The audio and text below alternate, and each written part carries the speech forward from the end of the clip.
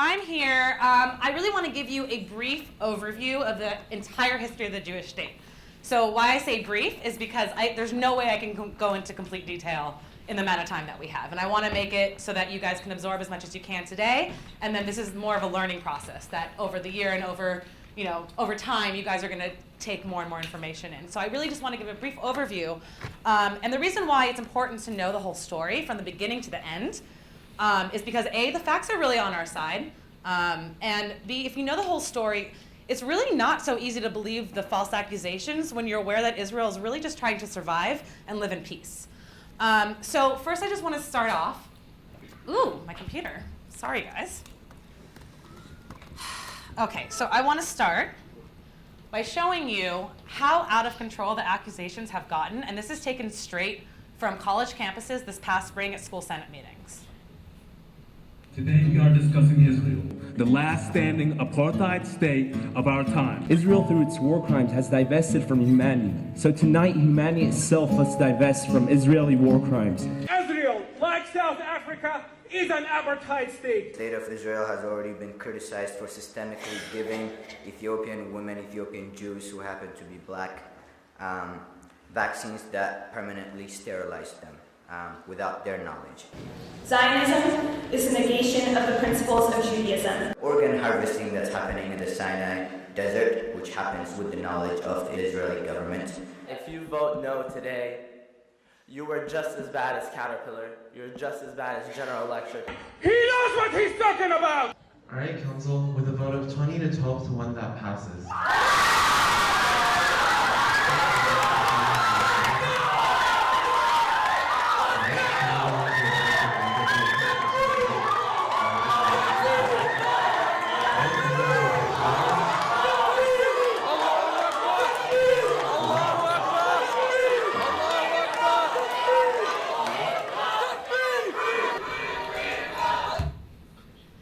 Okay, so that gives me chills every time. I'm sorry about the interruption in there. Something that you might have missed is they were talking about sterilization of Ethiopian women and also harvesting organs. So as you can see, that's gotten quite out of control. It was very hard to see that. And something I want to point out is this is obviously the extreme cases, okay? But in general, I really think it's the lack of education that is the base and the root of this conflict. And that's why it's so important to educate yourself and to know the facts. I just want to give a little personal story. This past summer, when I was in Israel, I traveled deep into East Jerusalem. I was feeling adventurous. And I started up a conversation with these two Palestinian Muslim women. One spoke perfect English. She was the head of a society center for women. And from the beginning, I said, I'm a Zionist, I'm a Jew, I want to move my family here. And she didn't hate me. She didn't, look at me and turn around. She wanted to engage in conversation with me. And within 20 minutes, she and her friend were really trying to tell me that all of the history, everything that I know is wrong and never happened. It was Zionist propaganda. And the Jews came in. Jews had absolutely no connection to Jerusalem. We were in East Jerusalem. Jews had absolutely no connection to Jerusalem until 1948, when the big evil Jewish army came in and killed and wiped out all the Palestinians in the Nakba. That's what she really believed, this 55-year-old woman. And I didn't, and then I asked her, what about this 2,500-year-old wall in your backyard? Like you use the Western Wall, it's right there. That's the remains of a second temple that's 2,500 years old. Like, what is that? Like how you can see it, it's an artifact. And she said, no, that's a ruin of an Arab ruin. That's from Prophet Muhammad times. And I'm like, okay, interesting that's, and she was an educated woman. So it really made me think that people are being taught different things. Stories aren't adding up. And I want to tell you now, first of all, I want to show you in California at UCLA, one of the top UC schools in all of California, I want to show you what the general population actually knows about Israel. How many Muslim countries are there in the world? 10, 23, 43, or 56? Try and count them. That would be... We'd run out of film. Majority Muslim population. Majority Muslim population, like in Indonesia. 23. 23? It's more than that. 23. I'm going to go with 23. 23. 43. You only got two more to guess. 53. It's 56. And how many Jewish countries are in the world? 1, 6, 13 or 20. 1, Jewish 6, country in the world. 13, or 20. 7. 7. Yeah. Huh.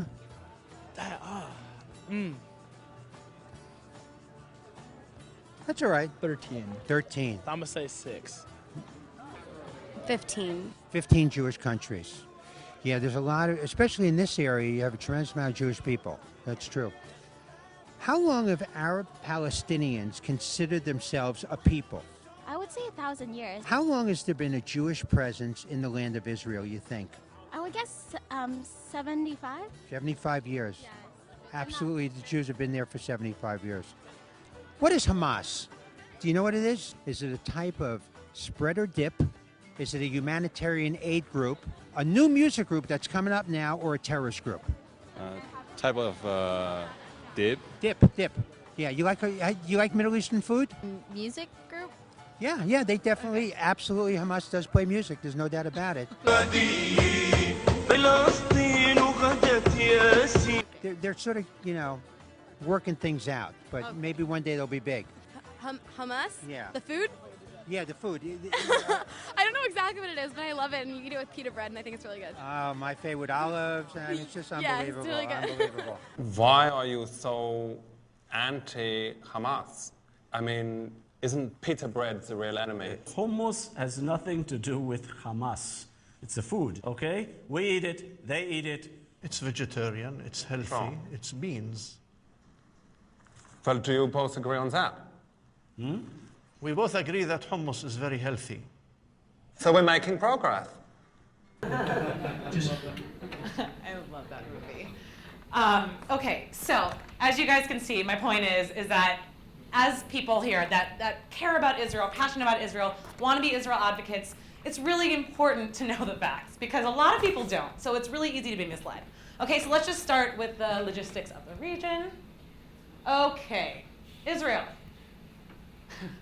There it is, a little country right there. Israel is 1/6 of 1% of the entire Arab Middle East. That's 1/600% of the entire Middle East, okay? It's absolutely tiny.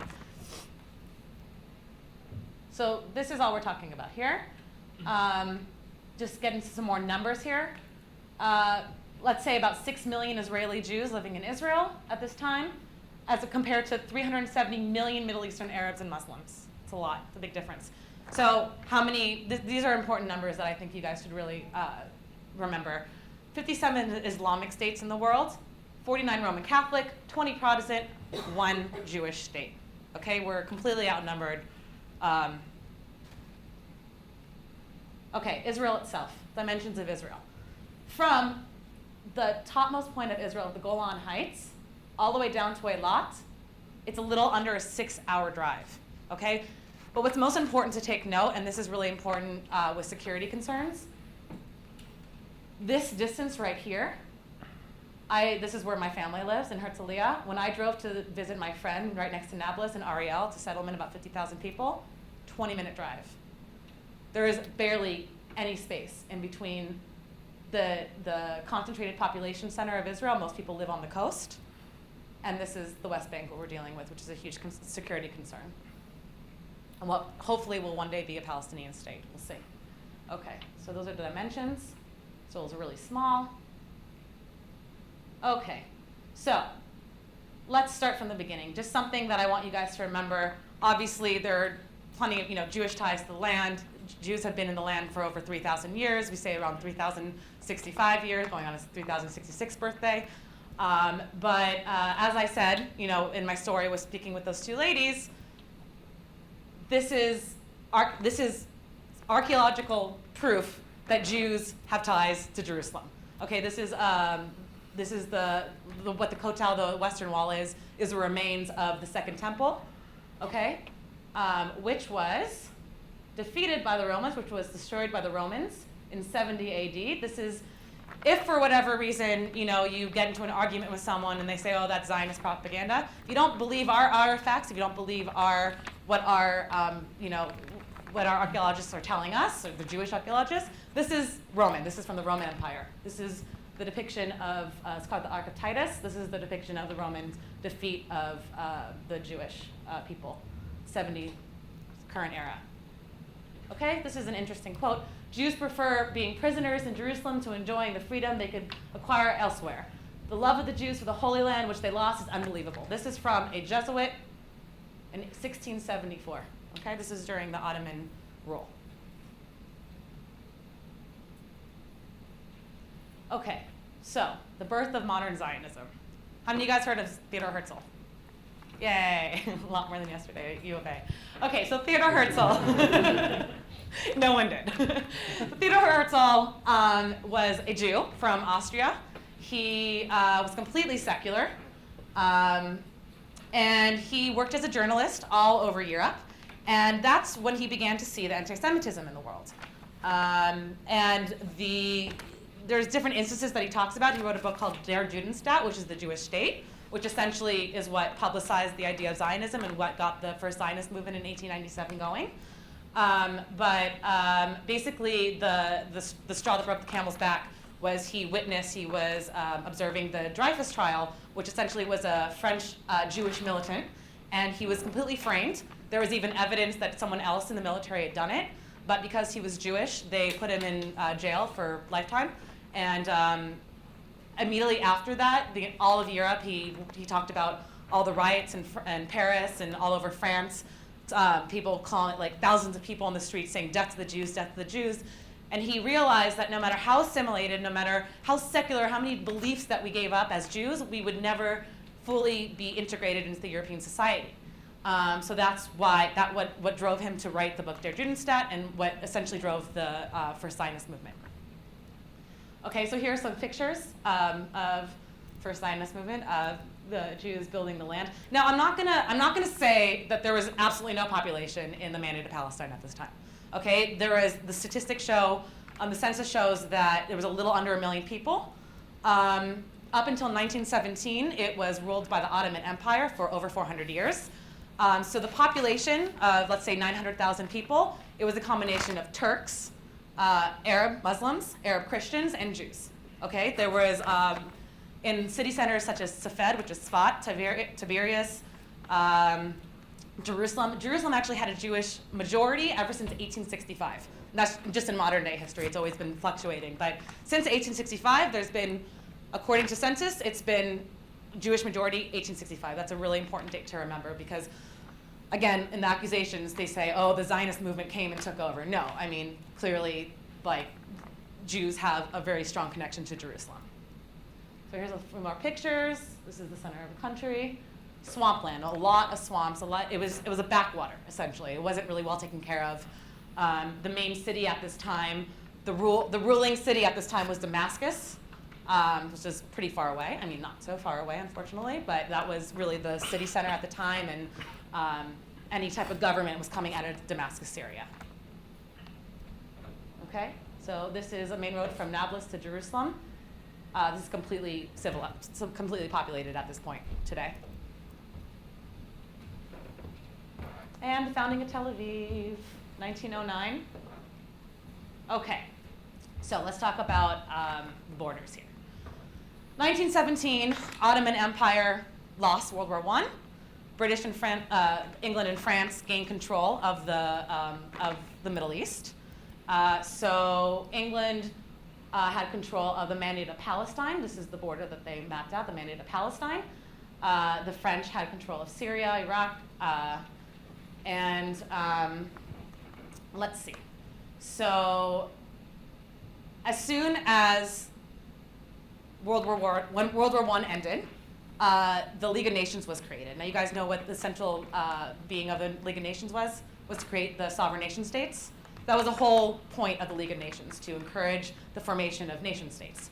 So not only did the League of Nations carve up all of the states in this area and encourage the nation states to develop, all the resolutions that they made were legally binding. So the League of Nations stated in a legally binding resolution that the Mandate of Palestine was to be the homeland of the Jewish people. Okay? Alongside that, because the British were in charge of specifically the Mandate of Palestine, the British issued a document called the Balfour Declaration, which essentially stated the same thing.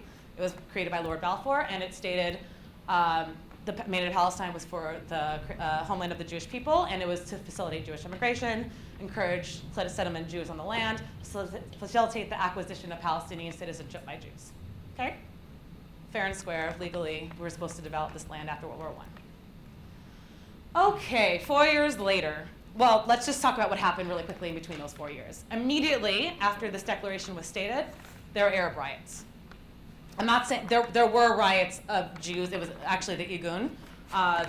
Essentially, it was, I guess, a part of the Israeli military. That happened a little bit later. But essentially, in the beginning, there were Arab riots against Jews in the major Jewish population. So Hebron, there was a huge massacre in 1929.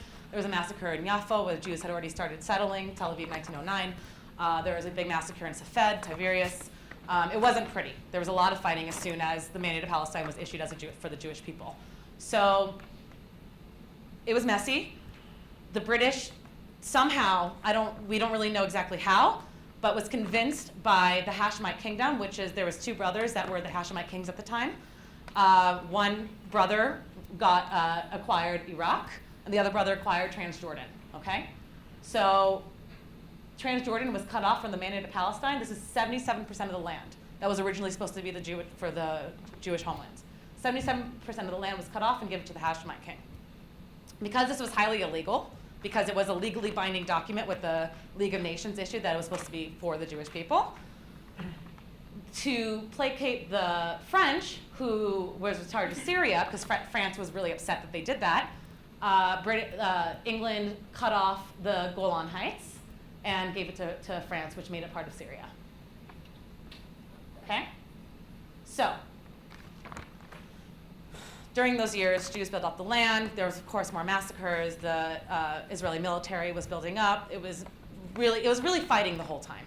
A lot of deaths. But essentially, World War II happened. Again, England came out okay. England came out, but the UN was created right after the end of World War II, and the UN issued what's called the Partition Plan. So, because, again, there was massive amounts of migration from both Jews and Palestinian Arabs, or at least what they're called now, Palestinian Arabs. There's a lot of migration during those years up until the founding of the State of Israel. The UN, now, unlike the League of Nations, which is legally binding, the UN Partition Plan is really just a suggestion, okay? But what the UN suggested, based on population centers, so there was a majority of Jews in this area and a majority of Muslims in this area. So they suggested breaking up into two states. Israel got 52% of the land, and the Palestinian state, although it got 48% of the land, but you see that it was connected at the time, okay? Although the Jews got the short end of the stick, they still celebrated. They said, fine, we just want our independence. We want our Jewish state, finally. And of course, the Arabs said no. This is a picture of Ben Gurion declaring independence. This happened in a basement. They absolutely knew that they were going to be attacked, which happened less than 24 hours later. Israel was attacked from all sides. Why is it? You guys see that okay? Sort of? All right, so Israel was attacked by all of its 5 neighbors. Israel was attacked from Egypt, from Lebanon, from Syria, from Iraq, and from Jordan. 1% of Israel's entire population was killed, but we still succeeded. Now, what happened with this? Lots of refugees. Now, this is really the issue, obviously, what we talk about Palestinian refugees. It happens in wartime. Something that's really interesting to note is that the elite Arabs at the time that were living within Israel they moved 6 months before this 1948 war in May. They were told by the Arab leadership that they were gonna attack Israel. It was gonna be a war of extermination, and that they should leave. There are numerous documents showing that the Arab leaders said, we're going to attack Israel, we're going to get the Jews out, and then you guys can come back in a few weeks. Those are really the majority percentage of the people, the Arabs that left Israel, they chose to flee. And we have documentation showing that it's really only a 10 to 15% maximum of the Arab population that were kicked out. It did happen, but it was nowhere near ethnic cleansing. It was not the goal of the IDF. It was not the goal of Israel to cleanse Israel of Arabs. That's why there's 1.5 million Arabs today with full Israeli citizenship living within Israel. If those, out of that 10 to 15%, the reasons why they were kicked out is either if they pose a security threat, which if there were a lot of riots, if they were threatening Israel. Israel not only was attacked from all 5 sides, but Israel was attacked from inside too, from a few Arab villages. So those were the Arab villages that were kicked out. And also, there were some Arab villages that if they were on top of hilltops overlooking Israeli Jewish towns, then some of those were moved, okay? But really, again, maximum 15% of the total amount of refugees. So what is the total amount of refugees? Around 700,000, okay? That's an estimated number. But guys, everyone forgets the Jewish refugees. There was almost 1 million Jewish refugees from this 1948 war, from surrounding Arab countries. They were completely expelled. The difference between the Jewish and the Arab Muslim refugees is that the Jewish refugees were immediately absorbed into Israel, and the Arabs not so much, which is very sad. Okay, so as I said in the beginning, Israel just wants to live in peace. Israel's been under constant attack ever since before day one of its independence. This is a list of all the attacks or all the wars against Israel. I want to say, in generalization, these are defensive wars. Israel was defending itself. We can go over each individual one, but I don't want to take too much time up. These last two, how many of you guys remember what happened in 2012? How many of you remember the news initially saying Israel is attacking Gaza? So there were hundreds and hundreds of rockets that started this operation, guys. I remember because my friends were telling me. My friend works on the border of Gaza, the Arab border, and he's saying there's going to be a war. There's rockets every hour. There's a rocket being that Hamas is sending into Israel. If there was one rocket sent from Mexico into Arizona, do you think that America would just sit down and do nothing? No. So these are, and the same thing happened in Operation Cast Lead. Again, there was rockets, it was instigated, and then Israel had to go in and try to, deal with Hamas. Okay, why? You guys must be asking, why is Israel's neighbors so angry at Israel? Why does Israel keep getting attacked? Well, let's look at the leadership that the Palestinians have had. Okay. This here is the Grand Mufti of Jerusalem. There's a couple generations of the Grand Mufti of Jerusalem. They were essentially spiritual leaders in Jerusalem, Islamic spiritual leaders out of Jerusalem. This was the one during the creation of the state, during the different Arab revolts in the 1920s and 30s. Here he is with Hitler. So he joined sides with the Nazis. He had a very close relationship with Hitler. I think that's enough said. He was not a friend of the Jews by any means. Arafat founded, first of all, he was born in Egypt. He's an Egyptian. He founded the PLO, the Palestinian Liberation Organization. It was considered a terrorist organization up until the 80s by America and Israel. So their only ways of warfare was terrorism. And that's debatable. There's no army, the Palestinian army, but all their use of force was terrorism against civilians. Terrorism, the definition of terrorism is trying to murder civilians. And just something to remember about Arafat, to talk about his character, he died with $1.3 billion in his bank account. Where do you think that money came from? He wasn't born from money. It was a very corrupt government, okay? What? Modeling? He is very beautiful.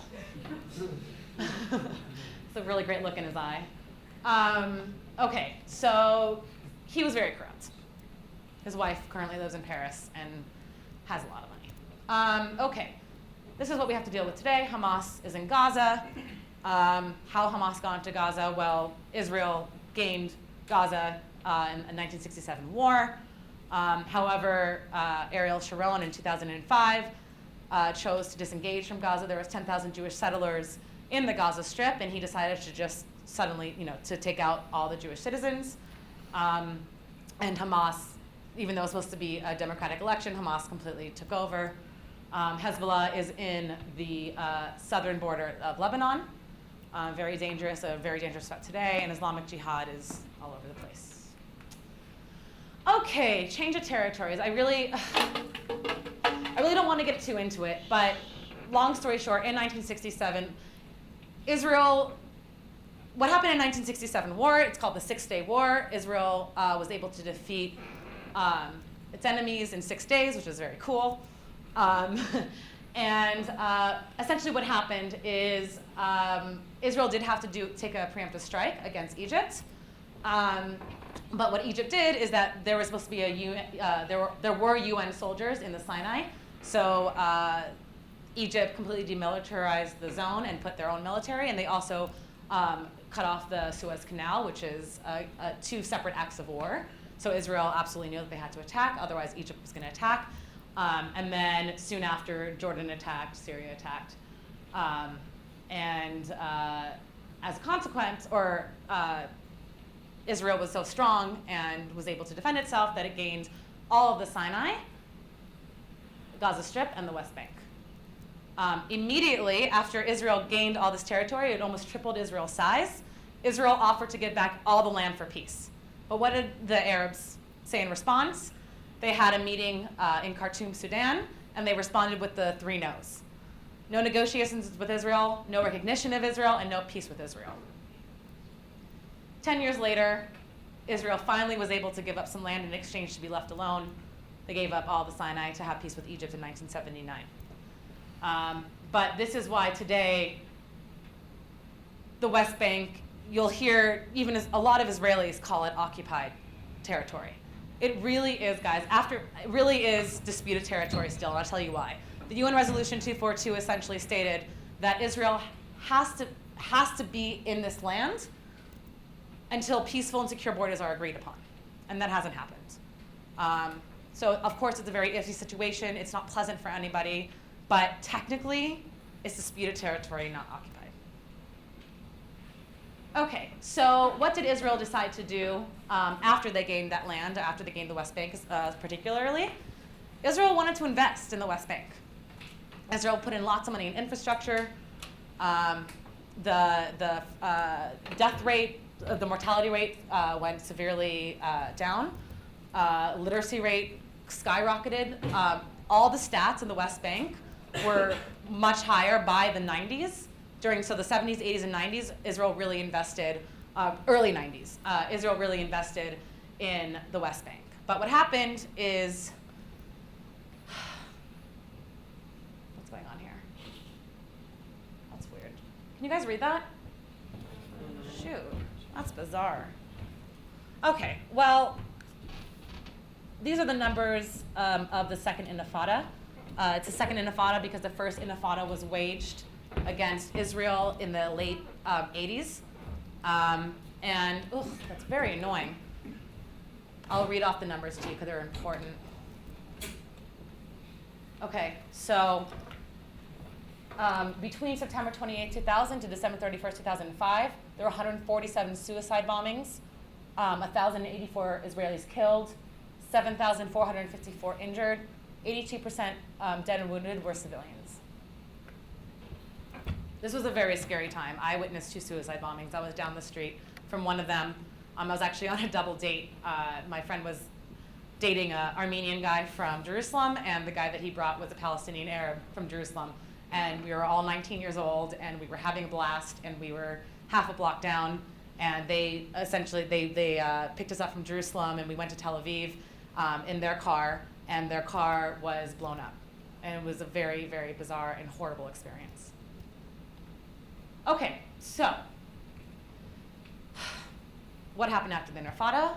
Unfortunately, Israel really had to up its security measures. Security fence, we'll talk about in a second. Intelligence gathering, checkpoints. Checkpoints are no fun for anybody. It's not a good job to have in the army. It's dangerous. It's, you see people waiting in line for hours. It's not a good situation, but it's completely necessary because that's why all these bombings were happening before. During the time that Israel was investing in the West Bank, there was there was almost complete freedom of movement. People were going back and forth. A lot of Palestinians working inside Israel. I remember going to Israel the first time in 2000 with my parents and being able to drive into Bethlehem and Jericho. There was no checkpoints, nothing. It was like all one big country, okay? But when the Intifada happened, when both Intifada happens, and the second one was really, really horrible, really powerful, Israel really had to up its security measures. Bypass roads. You guys might have heard something a couple months ago, or maybe half a year ago, that there was a Palestinian-only road. It was going from Ramallah into Israel. Yes, Israel does have to make separate roads sometimes. There's not many, and the reason they're not separating roads because they want to make Palestinians suffer and Israelis have nice roads. They're all equally made. They're all equidistant. It's that there's a lot of violence now within the West Bank, and there's been a lot of sniper attacks from both sides, from both Jews against Arabs and Arabs against Jews. So they were left to have to make separate roads. And when they talked about the separate Palestinian buses, it was adding a bus line from Ramallah, which is only Palestinian Arabs. And that's why it was Palestinian only, because it was coming from Ramallah. And it made their lives a lot better, because otherwise they would have to go to like 3 different buses, and this was a direct bus line. Okay, security fence. You'll hear it be called the apartheid wall, okay? It's 97% fence, and it has stopped nearly 100% of the suicide bombings. There's maybe been a couple of attempts for people to get through, and it hasn't succeeded. So this is really necessary, unfortunately. But not so unfortunately, because essentially both sides are really trying to get to a two-state solution, and where this fence has been laid out is what both sides would really essentially like to see the borders of the two states. So it goes around, and if the fence had initially been placed inside a village, an Arab village, for example, the Palestinians are able to go to the Israeli court and demand it to be changed, or bring it to court and have a trial, and in almost all cases, they've moved the fence so it's fair. Okay, so I want to leave us here. I want you guys to read this. These are all Israel's attempts for peace. Let's start. I didn't even talk about the Peel Commission. This was essentially one of the first suggestions of a Jewish state. It was tiny. It was even less than the partition plan in 1947. 67 was a huge one. Israel wanted to give all the land they acquired for peace. The 3 no's. 79, Israel was able to get peace with Egypt. Gave all the Sinai away. Now have you guys heard of what's going on in the Sinai? It's not safe. It's been completely taken by jihad, Islamic jihadists. 1993, the Oslo Accords. Essentially, we were so close to making peace between Arafat, Clinton, and Yitzhak Rabin. And what was given was very fair, and everyone was really, it was a 5-year plan towards peace. And Arafat ended up going back to the PLO and giving a different map. That's what happened. He gave a map, what was actually going to be contiguous Palestinian state, with even talks about a tunnel going underneath that people can go freely between the Gaza Strip and West Bank. He came back to the PLO and said it was going to be like Bantustans, like in South Africa, which are just circles with Israeli control around them, which was not true at all, and Bill Clinton was really, really upset and called him out on it. And this was one of the very corrupt moves that Arafat did. 2000, but this is something, read the rest, and then I want to just give the details of one of them, which was, I just don't understand this. This was Israel's offer in 2000 at the Camp David Peace Summit. 100% of Gaza, 97% of the West Bank with land swaps, so essentially it would have been 100% of the West Bank. What land swaps mean is that there's Arab villages within Israel, so those villages, if it was possible with, with construction and with freeways and roads, the towns in Israel, the Arab towns in Israel would have been part of the West Bank and the Palestinian state.